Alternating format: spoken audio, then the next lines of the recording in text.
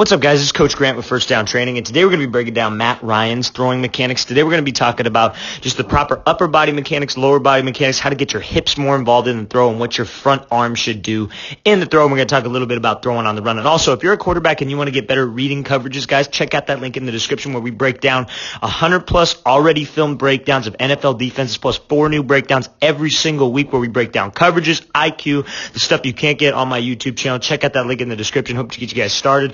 All right, so let's get into this breakdown. So the first thing I want to focus on is his front arm, and then his hip drive is what brings that arm up, right? So this clip is kind of cut here, but you see how he's in this almost opposite L right here. He's starting to take this. He's got this backstroke. Now, I'm not saying the ball needs to be in this opposite L, but we need some kind of a backstroke. We don't want to lift to 90 because I want to be able to get my front foot down in the grass or in the turf, whatever it is, when it's in my backstroke, so my hip drive can bring the ball up to this 90-degree angle, right? You see how he's not striking the ground when that ball's in that 90-degree angle. His foot's already been in the ground for a quick second, and his hip drive is what brings him up to 90, so we get to this nice clean position of 0 right here with his front arm tight, that ball slightly trailing behind his hip, right? That's the position that we want to shoot for, and that's the position that we want to get to. Now, a lot of times how quarterbacks don't get into this position is you see how strong of a base Matt Ryan has, right? He's got a nice slight bend to his knees. He's sitting his butt down. He's in a glute dominant position. His back is vertical, and his feet are just outside of his shoulders, right? You don't need your feet to be way outside of your shoulders, right? You don't want to look like you're doing the splits,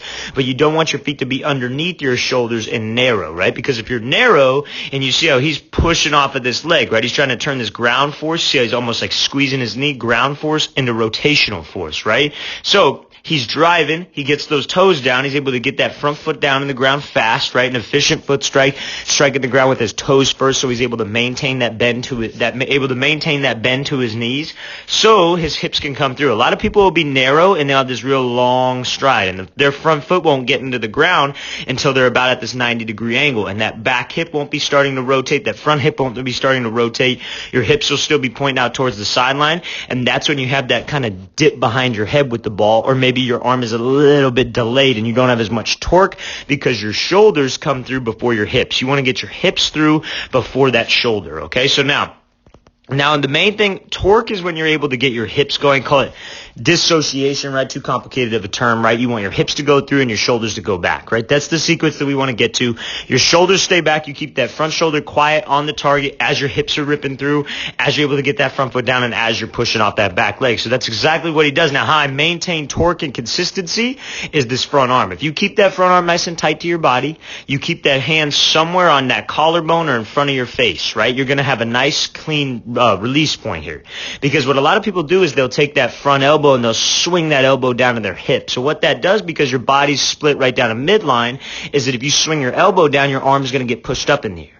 And you're not going to be rotating. You're going to be coming up and down, right? But if you keep that front arm quiet, you keep the front shoulder relaxed, keep that hand somewhere in front of your face, you're able to just rotate through, and you see how clean of a release point Matt Ryan has, right? Almost right at this 90, he's just rotating through, keeps that hand in front of his face. Now, the key to consistency here is he stays square, right? His upper half stays square to the target. He's not leaning out of there with his front shoulder, which would then push the ball outside of his frame.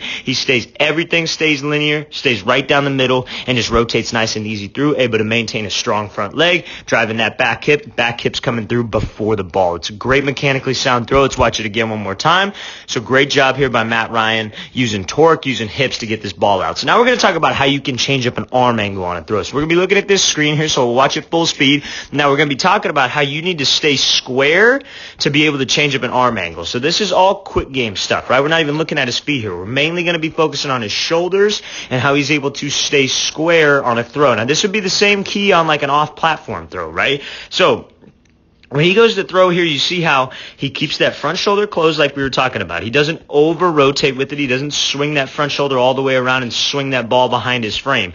He just slightly closes that front shoulder. The way I think of it, the way I coach my quarterbacks is I tell them, think of it like you're just closing a door. You're closing that front shoulder, you're closing a door, right? And that's what starts that backstroke. Now, I'm assuming in quick game here, he's probably got that front foot down very fast, and he's able to shoot these hips through, right? As you can see, still his hips are coming through. But how you're able to change up an arm angle is you see how he's starting to he's starting to rotate through, and he doesn't swing that arm. He doesn't replace where his right arm is with his left arm. I think that's something that's such a common misconception these days with quarterbacks, is that when you throw, you want to take your front shoulder and you want to replace that with your back shoulder to fully rotate, right? That's a loss of torque, and that would be a loss of consistency. If he continued to swing this arm out here, this ball would get pushed way outside of his midline, or way outside of his frame. It would get pushed out here, and he'd be throwing this thing almost sidearm. But because he's able to stay square on the release point here, that's why he's able to change up that arm angle, and wherever he lets that wrist split go, that's where the ball's going to go in case we got to throw around a tackle, maybe we got to throw around a defender on like a drag coming across my face, whatever the situation may be. But the most important thing is I'm able to stay square on this throw.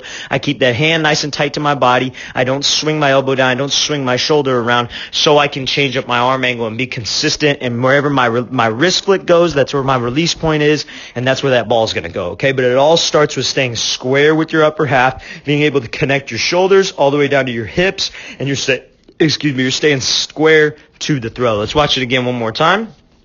So catch here, quick feet, get that ball out. So now we're going to be talking about throwing on the run here, especially off of a climb up in the pocket.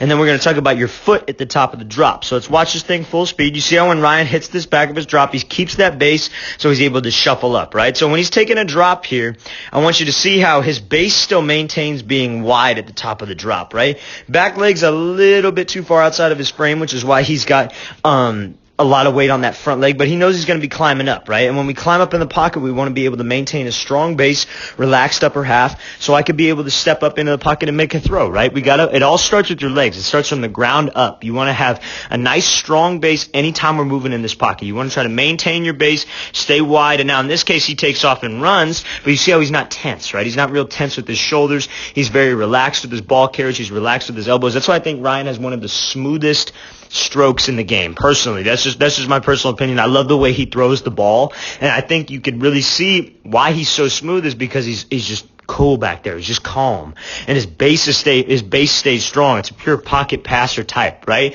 Now, when we got to extend this play a little bit, step up in the pocket and make this throw on the run, the same kind of principles apply in terms of hip drive and shoulders, right? And that hip drive comes from stepping with your throwing side leg, because you see when he gets that in the ground, now where are his hips going? His hips are going in the direction of his front toe, right? So if he was stepping over here to the right side, that's where his hips would be going. But because he's stepping over here to his left, you can really see it in this angle. You could see that's where his hips are going to go. So now his hips are shooting at the target. But what do we need to do to make sure that we have torque? We got to separate my upper half from my lower half. I got to close my front shoulder. As I step with my right leg, I got to close my front shoulder, and that starts the backstroke, right? So now you got so much momentum on this thing because you're already running. You're already running up, whether you're escaping the pocket or you're running up like this situation where you're climbing the pocket and making this throw, buying a little extra time. You got so much momentum, so all you got to do is make sure you close that front shoulder. You don't open as you step. That's the thing. You don't want to open your shoulder as you step with your right leg. That's a loss of torque, and it'll be a loss of consistency. Right now, all you got to make sure you do is you don't stop your momentum by dragging this left foot and slowing yourself down. You want to swing this left foot through like Ryan does to keep his momentum. And then when you finish again, you see how square he is on the release point, right? You want to close that front shoulder. So if you're a righty, you want to close the left shoulder. And then when you finish, you want to keep that left shoulder almost pulling it back. I don't want to say pulling it back because that's kind of in my mind, that's a negative connotation on the word, but you want to keep that thing tight and in front of your face. You don't want to swing it around, okay? So stay square on the release point, foot that leg through, leave that follow through where you're going to go. That's another key part, right? Even when you close that shoulder, as you step with the right leg, your hips are going through, you stay square on the finish, and then your release point is like you're throwing at a dartboard because that's where your accuracy is going to come from. It's just you got so much momentum going towards the target, you don't got to worry about throwing this thing hard. All you got to do is close that shoulder, step with the right leg, flick that wrist, and make sure you stay square to the target. Let's watch it again one more time. Great mechanically sound throw here by Matt Ryan. Close that shoulder and stay square. All right, guys, I really want to thank you for watching. I really appreciate it. Again, if you guys want to get better at reading coverages, if you're a quarterback and you want to understand what defenses do, how defenses work, how you can dissect defenses and the play concepts to beat them, check out that link in the description that says how to read defenses. And guys, if you have any questions or any suggestions on who you'd like to see me break down next, leave those in the comments. I'll make sure to get back to you. I'll see you guys next time.